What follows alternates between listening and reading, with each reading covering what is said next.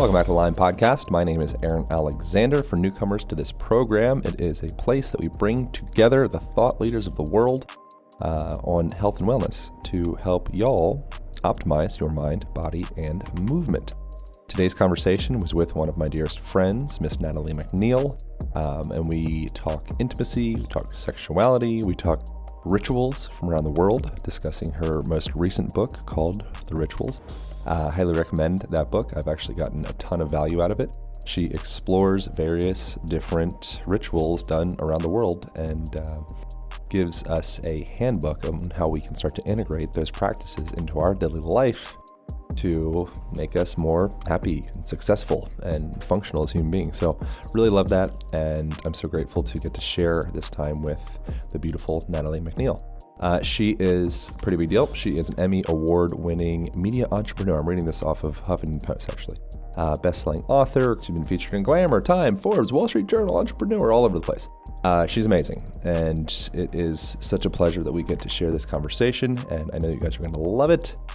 Wanted to thank the people that have been devouring the Align Method online program. If you have any aches and pains in your body, you've got not in love with the forward head posture, or rolled forward shoulders, or slouchy spine, or feeling lethargic, or any of those things in your body, that is exactly what we break down in that program. We get into lifestyle stuff, self-care stuff, and movement. And it is a 7-day free trial, so you can start that at alignpodcast.com/align method, and ALIGN method is how you spell that. Here we go. Back to the program. Pow. Thanks for making time to do this. Beautiful Natalie MacNeil. I'm so excited to be here. On the Align Podcast. On the Align Podcast. We've talked about this for It's been many years that we've talked about this. A little while. Finally, you do a book that relates to the Align Podcast. So I'm very excited to get to been able to have you on here. I love your book. I'm so happy you love my book. Yeah. When I got that message from you, I was like, yes. Yeah, it's really good. Aaron likes the book. You were there from very early on in that journey. Yeah. What was the inspiration to make that thing happen? I have so many rituals that have made such a profound difference in my life and have kept me grounded and present and feeling alive. And I have got many of those practices from around the world. I've traveled to over 100 countries, and I've had such beautiful experiences in other cultures where people really enjoy life. And they live life so fully in a way that we don't always do here in North America, especially. And one of the things that I love about you and the way you do life is that you play. Like you're down at the beach for sunset, and that's a ritual for you. And you're down at the green doing acro and working out and just like playing. And we all need a little bit more of that in our lives. And so that's why I wanted to make this book. Yeah. Yeah, it's really a big deal. Why did you travel so much? Traveled a lot because when I was younger, it was an experience that I wanted to have. I did a lot of backpacking trips, a lot of like really low budget, hostel trips around the world because I want to see this world with my own two eyes while I'm here. I want to go out and experience everything I can possibly experience because for me, travel, being in other places, being around strangers and conversations with strangers, that's how I unlock new parts of myself that I don't know yet. It's by having different experiences than I would have in my day-to-day life here. And you get that when you're traveling in a way that I find is very different than when you're just going about your day-to-day life in the city that you live in.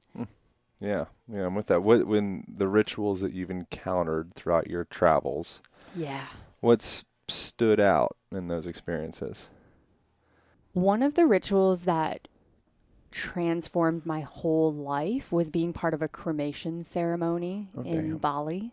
And watching a body burn on a pyre is one of the deepest feelings of aliveness I've ever felt.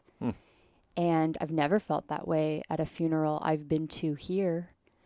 And people do things differently depending on where you are in the world. And that particular experience unlocked so much for me because it really put me in touch with my own impermanence and our collective impermanence in a way that I haven't experienced before. So having the opportunity to engage in things like that, whew.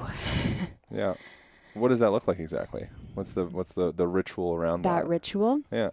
There's a lot of celebration, actually, which is one of the things that I found to be most beautiful. So there's grieving, but in the grief, there's also laughter and dance, and there's prayers, and there's a celebration, like a true celebration of that person's life. And when the body is burning and there's like chanting over it, it feels very elevated. The energy feels so elevated, and I could feel like the beauty and the preciousness of life and of this person's life. And I felt connected to the way that they lived their life in a way that I just haven't at a funeral at any other point during my life. And I thought it's how I would love to be celebrated, would love for my life to be celebrated. And then from there, one of the rituals in the book is writing your obituary. It just put me in a place where I was more in touch with my own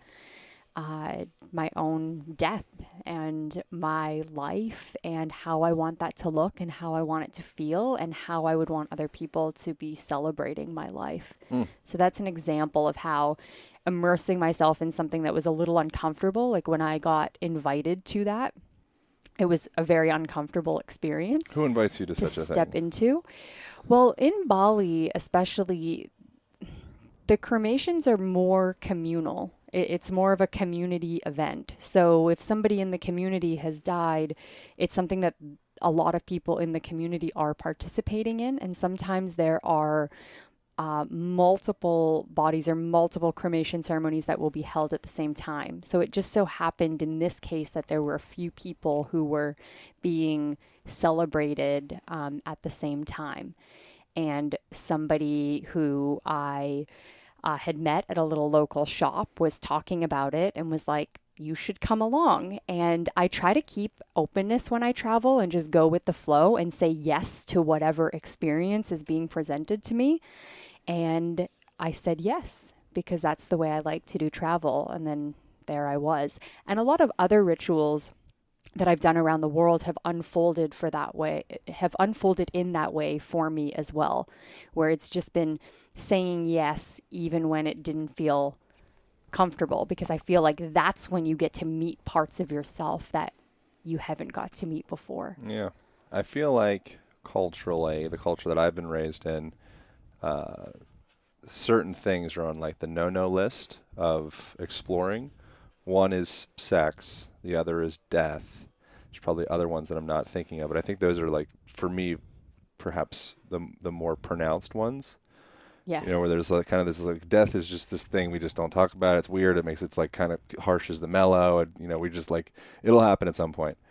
You know, and I think sex is a similar thing where it's like, okay, talk about sex and a penis and a vagina and like, oh, it's like, oh, everyone kind of like clenches up a little bit. Like, okay, like maybe find an expert, like you get a book, you know, but I think that within that, both of those our perspectives end up kind of becoming a little bit like malaligned,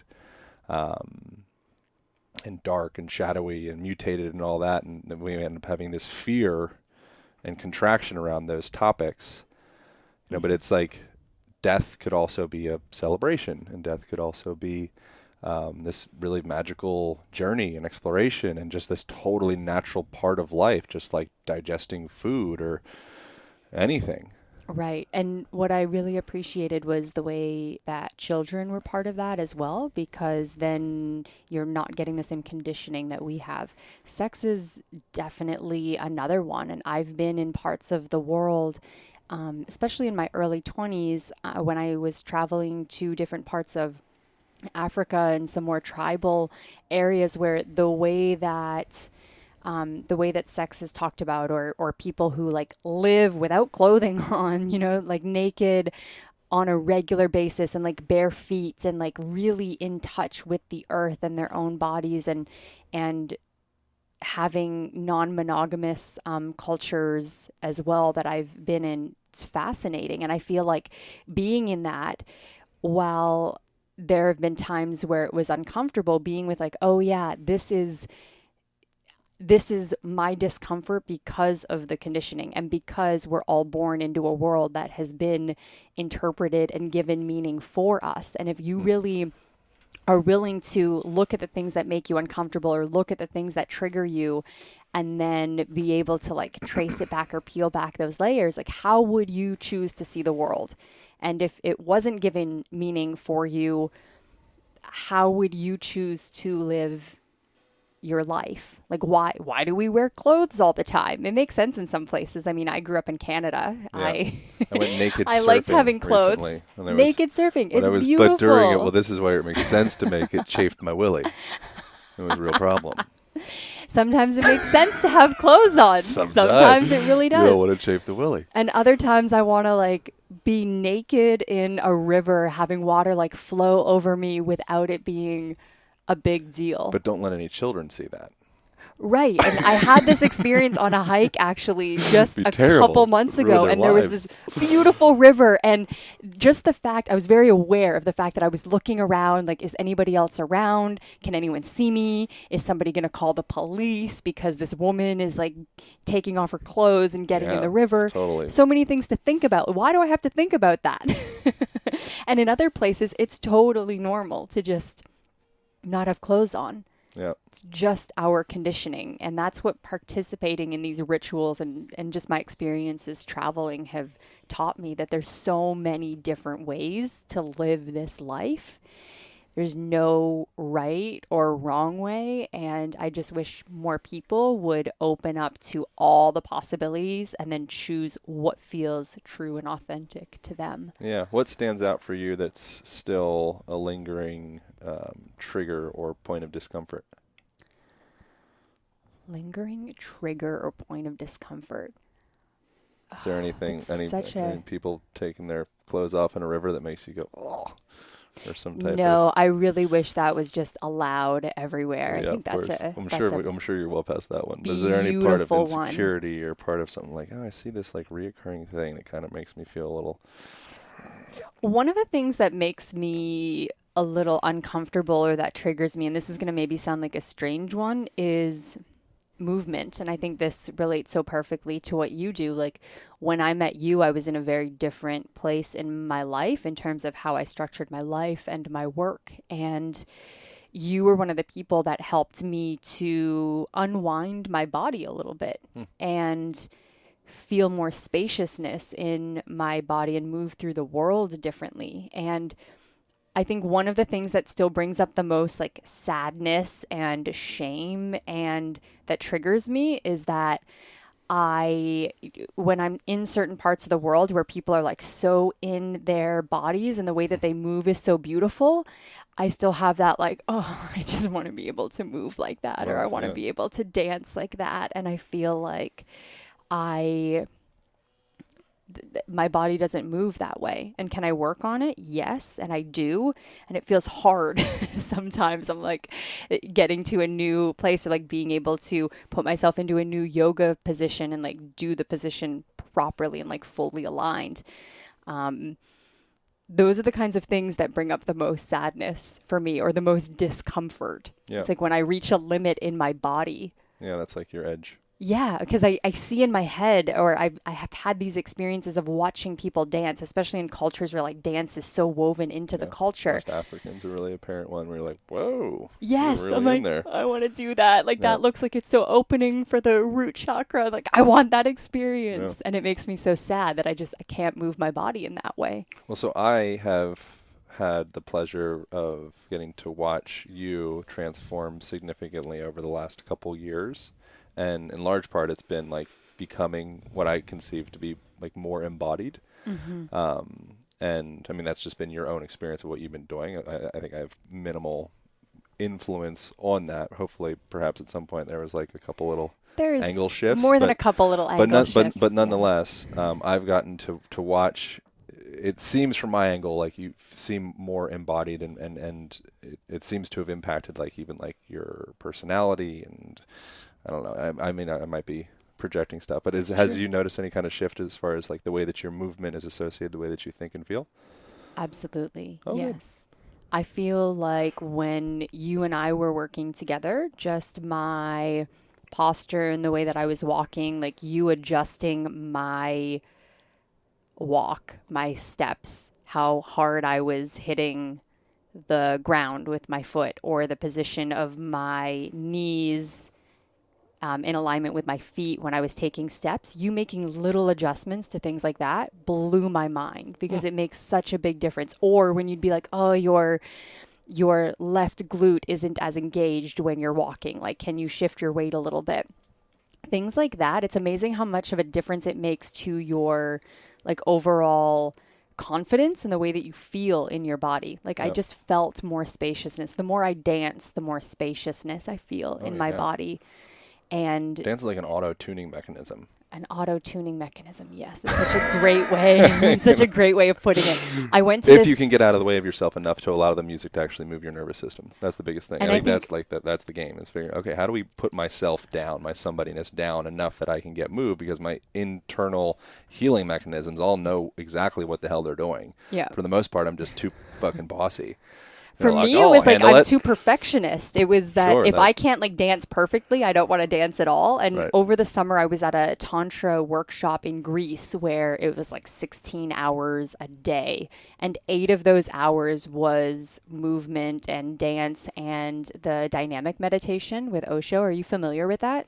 Yeah, really like when interesting. You're like yelling and screaming and you're like yelling and screaming and it's really heavy breath work. Yeah, I've done that. And then you're doing these like kind of like, I mean, they would be like, they're not jump squats at all, but it's kind of like 10 minutes straight of jump squats. And by the time you reach stillness, and then there's a whole dance section of it as well. By the time you reach stillness, it's like you really get to meditate. The stillness, you're so aware of it. And that dance, like dancing for hours a day, I've never felt so amazing in my body. And that plays out in every area of my life. Like I feel better. I am different in my relationships. When I feel that way, I feel more confidence. I feel more joy. Like, it's amazing how that impacts every single area of your life, which is why I'm so fucking excited about your book. Oh, good. Thank you. This is about your book right now, though, The Rituals. Okay, we're talking about my book. Fine. We recorded that. We recorded that one. But I really love what you're doing and what you created, because I think my it's book helped and me your so book, much. yeah, they feed into each other. I mean, my book's breaking down like mechanics of how to integrate better movement into your life and why the hell it matters, but rituals of that, you could say your movement is a ritual. Yeah. And you could say that as you go into a room, it's like this ritualistic act of taking the room in with your eyes and with your senses, your smell and with touch. And like, I think you can instill rituals, and make more aspects of your life more ceremonial. Absolutely. And that's one of the rituals that I love most in the book. It's like a primal movement, primal dance ritual. And I love taking essences. There's another one that I do, and I call it the essences movement or essences dance. And depending on the essence I want to embody, I dance that in. And I like take it like almost like a thread, and I like weave it into my body. So for example, the essence of sensuality, like if I was fully embodying sensuality, how does sensuality move and speak and That's great. Go into a meeting? Like if I'm leaving the house as the embodiment of sensuality, how is sensuality dressed? How is she moving? How is she going to leave that house and go off into the world? And that's another dance that I love. I love that. I have this same-ish little align yourself box exercise thing in my book.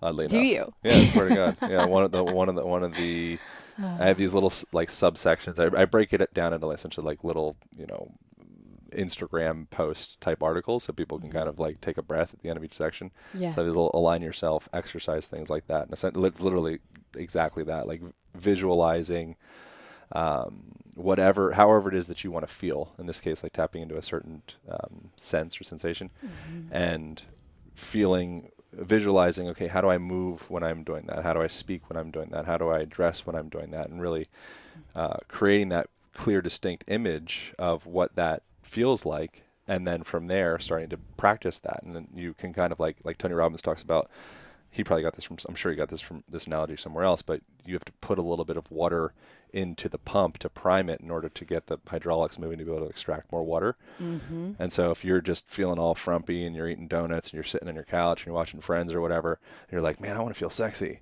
You're like, well, you got to put some primer in there. Mm-hmm. You know, so something you can do is like a little ritual like that. Is there any that stand out? I feel like that's a very helpful ritual to enact in one's life. Is there any other standout ones? For me, sometimes it's the elements as well. Like sometimes I'll be feeling a lot of fire. And if I'm in a busy work period, I feel like I'm in fire a lot, which is great, but sometimes I need to balance that and I need earth or I need water. So sometimes I'll take in water and I'm like, how would water move right now? And I put on, I have different playlists for different elements, and I'll put on a water playlist and I embody water and move that way around my home or in a dance studio. And it just brings me into a different space. And in that space, I feel like I am able to return to my intuition and I get more clarity. And then I can step back into fire, but it makes a really big difference for me to like flow in and out. And then sometimes to just find balance in all of that. Like, can I embody all of those things at the same time? And what does that look like? So I've been more mindful of my movement. And then the primal dance one is just moving your body in ways that is allowing the inner wisdom that we all have, like allowing our body's wisdom to move us. And one of the biggest things for me when it comes to dance was that when I was younger, I was always in dance classes and I wouldn't get the moves right. Yeah. Or I couldn't do the splits. So the teacher would be like, you're going to be at the back of the room. You're going to do this like modified move and just do this move. It was very regimented. And I didn't learn probably until like 5 or 6 years ago to just trust the way that my body wants to move. And it was actually on a plant medicine journey where I really, like one of my first ones where I was really in touch with the inner wisdom of my body, and the way that I was moving was so fascinating and so different. So I try to tap into that space more often as well, where I just dance like I wouldn't dance necessarily if I was in a space with a bunch of other people. Not that it should matter. But sometimes when there are other people around, I'm overthinking it. I'm like, how do I look right now? How does how I'm moving look right now? Yep. And I'd like to not be in that space, but that's just how it is when there are other people around. Yeah. When I have the music on and I just like let it flow, I just love being in that space. I know you do that a lot too. I want to take a quick break and present y'all with a really cool opportunity to win a month supply of Organifi supplements, which is some of my absolute favorite stuff that I've come across. They are all USDA organic, gluten-free, soy-free, dairy-free, vegan. Presently, I'm holding in my hand the turmeric and reishi infused gold gently dried superfood tea that'll put in cocoa or tea or smoothies or what have you.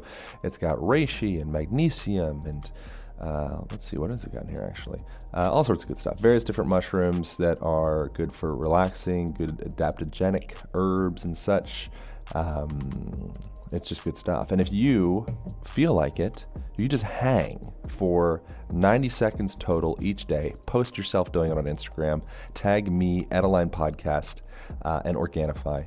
And you do that, and then you get 3 of your friends. Just tag 3 of your friends to do that with you, and we will be choosing someone on January 31st to win a month's supply of Organifi. They're going to hook you the freak up.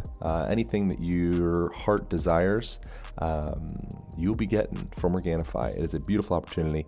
So just post yourself, tag 3 friends, hang 7 days, 90 seconds a day. It's not a lot. It's very simple, actually. So that's the challenge. 90 seconds per day, 7 days, tag 3 friends, and tag me, Align Podcast and Organifi. And we're going to pick a winner, January 31st. All right, that's all. If you want to just buy some Organifi, you can do that as well and use the Align code at checkout and you'll get 15% off. So Organifi.com, Organifi.com, and use the line code at checkout for 15% off on whatever you would like. I recommend checking these guys out. Throw this gold stuff into some tea or cocoa. It's nice. All right, back to the show with Natalie MacNeil. Yeah, I think our education system, it's very easy to poo-poo on like all things Western culture, but I was listening to a thing with Ram Dass recently, and he was talking about how we approach education of children kind of like they're containers that need to be filled up with facts and information, as opposed to teaching them how to be a receptive, supple, malleable container that's able to contain a wide variety of subjects or conversations or ideas or concepts. It's kind of more like teaching the container how to hold fluid, as opposed to just feeling this urge to just fill it up as much as possible. Like that's success. We've got all the fluid in the container. It's up to the brim. We did it. And I think that it's a similar thing, how that affects our approach to movement and to thought patterns. I think we can get so stuck on just like more like information or knowledge as opposed to wisdom. But in order to actually allow that wisdom part to come through, a person needs to be willing to kind of like release their grasp on the information and on the knowledge part, and be able to kind of just like trust and relate. All these kind of like, it feels kind of fluffy to talk about, but then you eat some plants and you're like, oh, okay, I get it. I need to fucking let go of my grasp for a moment here so I can allow, I guess, is the thing. Yeah. And connected breath has been another one for me, because I think that those states, like for anyone who has resistance to plant medicine, or you don't want to step into that for whatever reason, I think you can get to some of those states through breath work as well. And especially through circular connected breath, where you would be taking a deep breath in specifically through the mouth for this one, and really like activating the sympathetic nervous system and like releasing things that are stuck in the energy body. And the connected breath is like, so you're taking a breath in before you get to the bottom of the exhale, and you're keeping it connected and looping it. I like to loop it from sacral to heart. And there's a lot that gets released in that space. Is that like a visualization? And I want you to define energy body.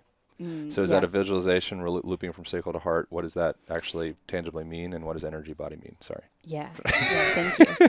So the energy bodies, I'm talking about the different chakras specifically, and the 7 chakras. So there's a way that we can open up those energy centers in the body. The body has like 72,000 nadis, like energy currents, and a lot of them are connected into these like vortices that are our chakras, from crown, third eye, throat, heart, solar plexus, sacral, and root. And some of you may be familiar with those, or not familiar. You can always Google them.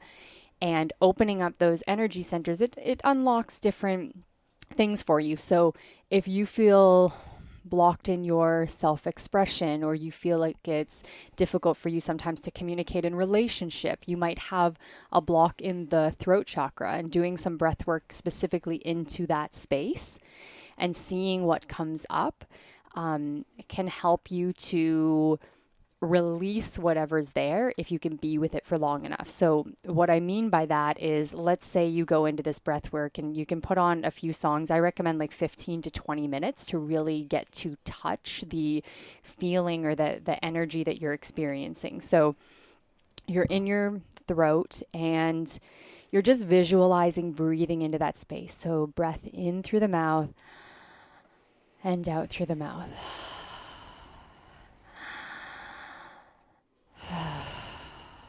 And expanding your belly on every inhalation, and then contracting, pushing all that air out on the exhalation.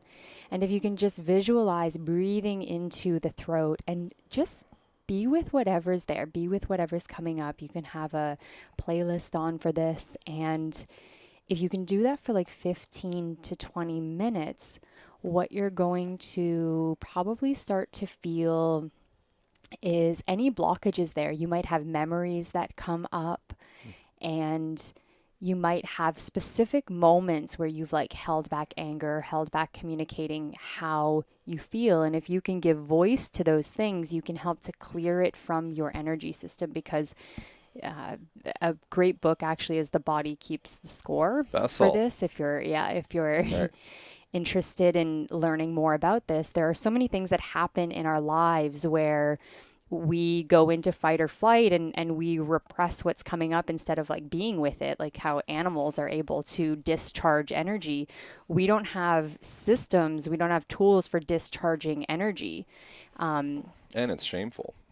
Yes. If you start weirding out, fishing, convulsing, having like a orgasmic, tremorous release thing in quotations in like the middle of Times Square, it's like pretty awkward.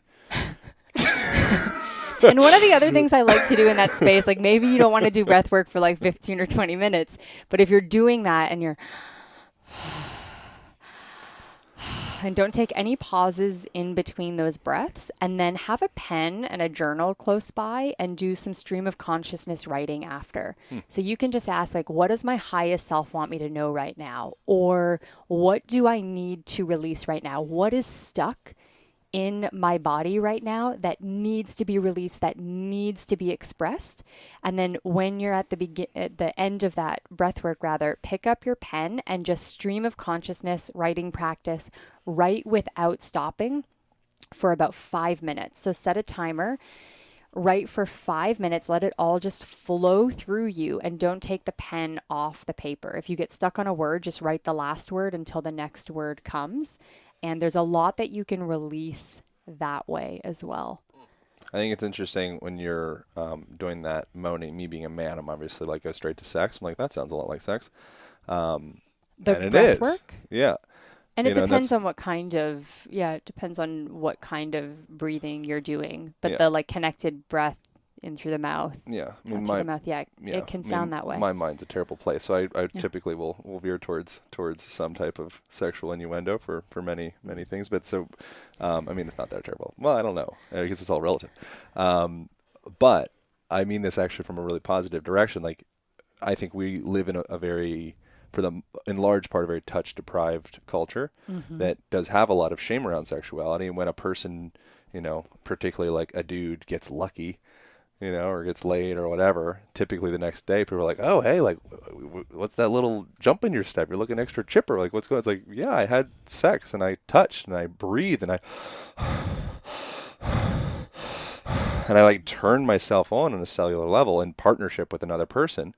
And so sometimes we don't have access to that in our daily life. In part, we can't even pay for it in this culture because it's, it's illegal. It's this very off limits area. But you can kind of prime that pump, I think, kind of going back to like the same analogy, like get a little bit of water in there to get the hydraulics going.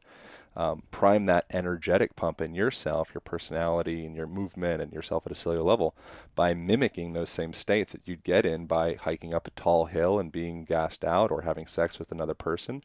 You can replicate that from a respiratory perspective without necessarily having all the things. It's pretty cool that we have access to that. Breathing into the sacral, breathing into your genitals, same breath that I was just doing, but breathing into that space, there's a lot that you can clear and heal and open up. And you're right, we live in a culture that is touch deprived, and I think for a lot of people, I mean, sex is one of the most magical experiences that we have access to for like healing, for our sacral chakras too. That's like the center of our creativity. Like there's so much that we can access in that space, but how many people are like going into that with the conscious awareness of that versus doing something that feels automatic or like having a quickie? Like, can you really be with another person and connect with them and make eye contact and have it be a really sensual experience and breathe into it, like breathe with each other? That same breath that we were just doing, you can do that with another person where you take the breath in. This is one of the practices that I love doing with my partner when we're making love. It's like that person breathes out and you take in their breath. And as you're doing the circle, you're circling it with another person. So I'm breathing in his breath and then I'm exhaling and he's taking in my exhale. And so we're circling that breath between us and it creates a much more connected experience. And that's where we have an opportunity during sex to like not only have the like deepest, most profound, intimate experiences with another person, but we can also tap into our own creative center. And there's also a lot of healing available in that space as well. Yeah. I think it's also pretty cool that you can expand the conversation of what sex is. And we talked about this before, but beyond just penetration, and so sex, I think you can have a really tremendous, beautiful, healing sexual experience with somebody without penetration at all. Yeah. And maybe even sometimes more, because with penetration, perhaps it's kind of like meditation, like Vipassana meditation. They first, you want to do, they'll make you do 4 10-day sits before they allow you to do the walking meditation.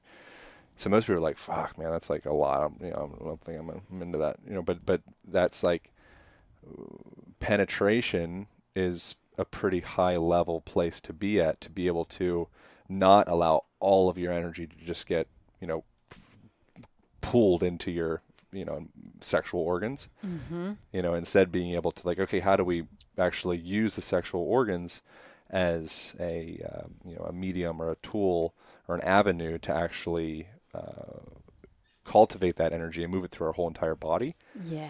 And so something like that, doing sex without, the P and the V can be a really great starting point to actually learn how do we move sex through us, through our whole systems, as opposed to it just being this like, grand finale out the willy. And you can orgasm in like every chakra. Like how do we do this?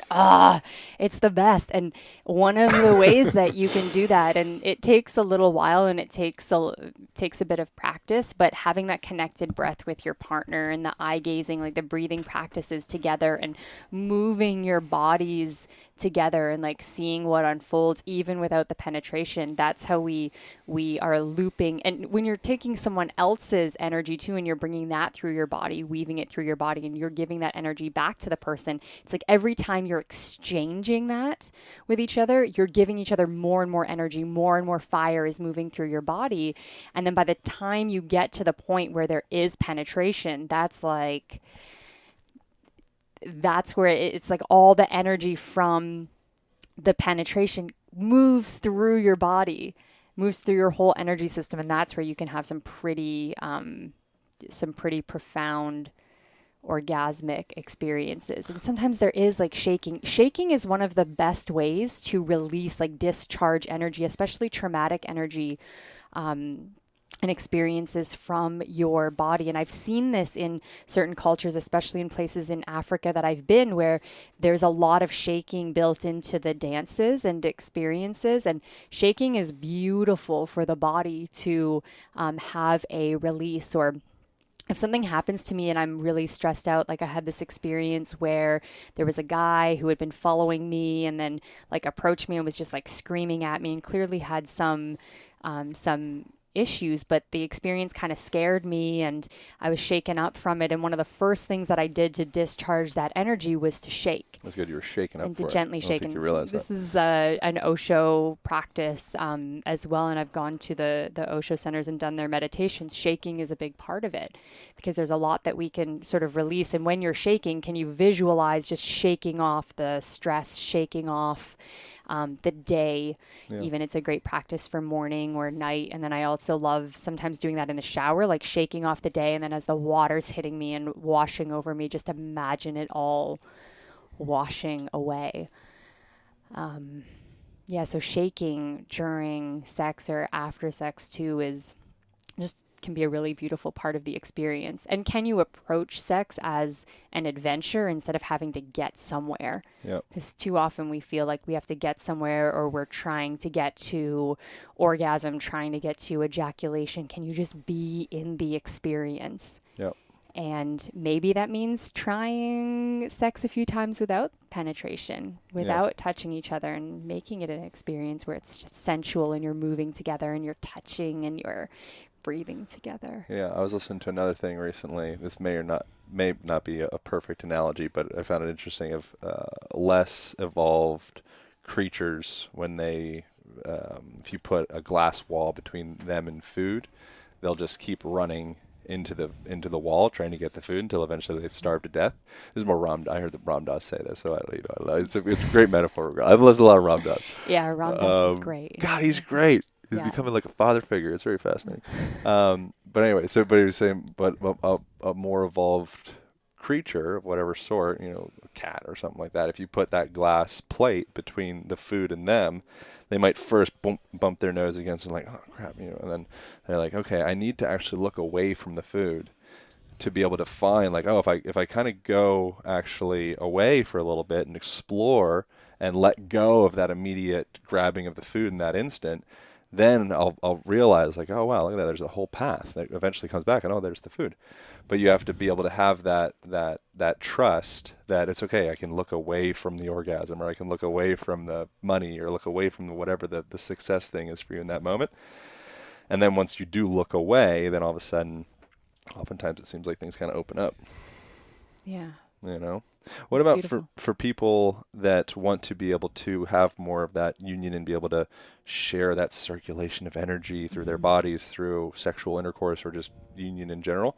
How does a person prime themselves for that without a partner? I think doing breath work on your own is perfect for that. And getting like self-pleasuring rituals are amazing as well. And this is actually one of the ones that was cut from the book, unfortunately, but doing that same connected breath with your own body, going from sacral up into the heart or up into the throat, and giving expression to what's coming up. And then see if you can, in that space, see if you feel comfortable touching yourself a little bit. And How dare you say touch yourself on the Line podcast? I'm just joking. I was like, can you start touching yourself in a sensual way? Can you start moving your hips? Can you start like making love to yourself and having that experience? Because when you can do that and have profound experiences with yourself, then I feel like you're in an even better place to share that with other people. And sometimes, like, why do we look to other people for our own pleasure? Why do we wait for other people to give us things that we can give ourselves? You kind of taught that, I think, in like the allopathic model. Yeah, you're totally medicine. right. It's like how we're structured. The medium is the message. Yeah. And then we Marshall start McLuhan. thinking, and, I talked to some female friends about this. We start thinking, oh, he's the key to my pleasure, or like she's the key to my pleasure. I need that person to feel pleasure, to feel like sexually gratified. Like, can you cultivate that relationship with yourself? And I've been in Tantra workshops where you actually work on having the masculine and feminine energies within you making love. So can you focus on the, let's say, right side of the body being the masculine, left side of the body being the feminine?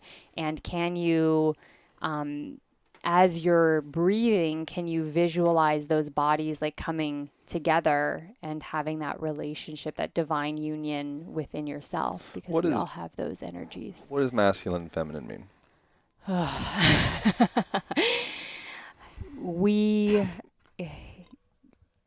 To me, they're the energies that we all have. The feminine is the vastness. The masculine is the container for it, is the container that holds it. Is the way that I would describe it. How do you feel that relates to, and it's okay if you don't have any like more extensive thoughts or research or something like that of like, but there's certain things that I know in an embodied sense that I can speak to, and I'm like, yep, like that's just true. I know that the left side of the body being masculine and the right side being, left side being feminine and the right side being masculine is something that I say sometimes, and I get it. But I don't necessarily feel like an embodied, like, okay, I really know what that means. Do you have a sense of what that means? It's okay if you don't. I'm just kind of curious. Yeah, the sides of the body. Yeah. Things like that don't always feel true for me. Like I've been in different workshops where they talk about this and I'm like, okay, cool. That's not exactly my experience, but there are certain spaces in my body where I feel connected more to one or the other. Like when I'm working on my throat chakra and I'm working on expression and being clear in my communication and precise, that feels more masculine to me personally. And when I'm breathing into my heart and I'm opening my heart and unlocking it, that feels very feminine to me. So sometimes I have those experiences with my body, and then other times it's more like visualizations, and the way that I see it is having the masculine energy like containing and giving direction to the feminine energy and to my creativity, for example. And it comes up a lot for me when I'm doing something like writing, where I have all of these ideas and everything feels like this big brain dump. And then I get to put a container to that and I get to channel all of that into writing the book and structuring the book. Yeah. And that's usually how I am personally experiencing it and feel those distinctions. Yeah. What do you think of the whole, we'll wrap this thing up because we got to go hike into the great outdoors. We're going to hike into the mountains. Hike into the mountains. It's going to be beautiful. Maybe we'll do some ritual. What kind of ritual will we do? I love nature rituals. I love hugging trees. I love grounding. Hug a tree. All right. Barefoot. Can I do some sexy panting while I hug the tree? You can do whatever you want. That'd be acceptable in Topanga. I'm all for no panting and vocalizing. Good. That'd be good. We keep we'll way too much. We keep way too much inside. Like You're just right. let it out. Like in the morning, sometimes I feel like just being in a space of like, like making the craziest sounds and stuff. And I used to hold all that in, and it feels so much better to just let it out. So good. All right. Sorry, we'll go have a holler. We're going off on tangents. No, I like it. I'm just imagining the both of us. We'll bring Justin too. Justin's our friend. We're going to be hugging some trees. We're going to be panting. We're going to be yelling. My tongue's going to be out. Primal movements. Do some dragon shit. Be crawling around. What was that called in yoga? The dragon's breath? Yeah, breath of fire. Breath of fire is a good clearing breath. Lion's breath too is amazing. Yeah, that's what I meant. Lion's breath. Yeah. That's real stuff. I mean, we get tension. It's a good one. So we think like your tongue is a muscle. It's a really strong muscle, and it's connected to the muscles throughout your throat and the muscles throughout the pericardium around your heart, your diaphragm, and your organs, and all the way down to sexual organs. Like that's when you look into the anatomy of the body and the connectivity of it, and you take that lens and superimpose that on top of some of the wacky new age shit we see happening in a yoga studio. I think for the most part, people don't actually have that definition of why they're doing that. But a lot of the things you see, you're like, oh, that's legit. Like reaching your tongue out, and then also going through like that long exhalation and going through all the different like frequencies of sound. There's science backing all of that stuff up. Mm-hmm. It's just very rare that the yoga teacher that you're listening to has actually done any of that research. Mm-hmm. And so it can kind of come off as a little bit just like fluffy, new agey, what the hell are we doing here? But if you do go into it, you can see a lot of those practices actually have a lot of tangible, solid, grounded, scientific validation. Anyways, we got to wrap this bitch up. I'm sweating. I'm sweating in this sauna. We it's need to great. Go. We need to release our kundalini by some redwoods. Where do people go from here? They should get your book. Where do people go from The Rituals. Here? There are 36 by Natalie MacNeil. 36 practices to cultivate well-being, deepen relationships, tap into your aliveness and joy. And that's at nataliemacneil.com/the rituals book. And I'm on Instagram at Natalie MacNeil, and I'd love for you to just shoot me a DM. Let me know what you're taking away. Slip let me know up in the DMs. Let me know what practice you're gonna try on from this interview. And this has been so fun. Good. Yeah, I had a great time. Enjoy this. Yeah, and you won a Emmy. What do you call those? An Emmy. Emmy. Yeah. That's a big deal. Aaron comes over to my place and he's like, trophies. Like, what the fuck are you going to do with a trophy? And then he's like, that one looks important though. What's that one? Yeah, like, I thought it was like a bowling trophy or something. It's an Emmy. I was like, no, I've never been a good bowler, but yeah, that was for my company had co-produced one of the world's first 360-degree films. That was a long time ago, almost 10 years ago now. You're just a little whippersnapper, winning trophies. Little whippersnapper, yeah. That's good. How does one win an Emmy? Can I win an Emmy? What do I got to do? What are the steps from day one to Emmy? What does that look like? How anybody long does it take? can submit their projects for Can I submit the Align consideration. The podcast, no, but if you did like an Align documentary, you could submit that for consideration. All right. Yeah, you're producing some amazing stuff. You're creating things. I love this podcast. Want that Emmy. Good, I appreciate that. I love you on the podcast. I love this podcast so much, and it's come such a long way. I love that I've got to be there from the earlier stages, and we've talked so much about it, and now it's just like blown up, and I love it. I love all the work you've put out into the world, and I'm grateful for the difference that it's made in my life and in my body, and just all the work that I've done with you. I know a lot of people do not have the immense blessing of having you as a dear friend who you'll actually do one-on-one body work with, but it's one of the most profound experiences of my life in terms of like how I feel physically and how I feel in my body. So thank you for that gift. Well, I appreciate you teaching me compassion. I think it'd be I've taught you compassion? Yeah, I think so. I think you're a really excellent listener, and you embody like the feminine qualities very well. And so I've gotten to learn how to be more nurturing and compassionate and more of a listener. Like people could probably hear throughout this conversation, you've been very supportive of me throughout this, even though this podcast is about you. And that's something that you do in the world in general. You care greatly about other people. Thank you. I've gotten to learn that from you. Thank you for that reflection. Yeah, it's good. Oh, I love you. I love you. All right, we got to wrap this bitch up. All right. This is fluffy stuff. Thank you all for tuning in, and go check out The Rituals book on, I guess, bookstores and Amazon stuff? Bookstores, Amazon. It's like in all kinds of stores. It's so cool to see this getting out in the world. Like I was at a store doing some holiday shopping, and it was there with the denim, with like this season's denim and The Rituals. It's so cool. Oh, that's exciting.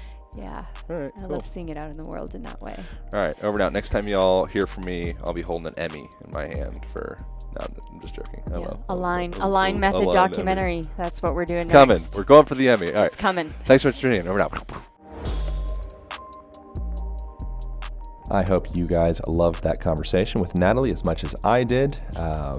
Her book was really inspiring to me, and I think you guys are going to really love it. So check out The Rituals by Natalie MacNeil. Anywhere books are sold, you will find that thing. Thanks so much, again, to people for jumping on the Align Method online program. If you have any aches, pains in your body, you are not in love with the fact that your head might be jutting forward, that your shoulders might be rolled forward, that your spine might be hunched forward, that you feel stiff and achy in your body. The Align Method online program was built exactly for you and to remedy those situations, getting into lifestyle stuff, getting into self-care stuff, and movement. And you get it for free, 7-day free trial. If you dig it, you will be receiving the Align band, which is a heavy-duty resistance band with a door anchor, and also comes with its own program on how to use that thing, all free. It comes along with it. And I wanted to thank you guys for subscribing to this. So you get the updates. We also have a newsletter going out that breaks down the bullet points from this conversation, and also a weekly self-care and or movement video. All new, fresh content. We are getting focused on this Align podcast this year, 2020.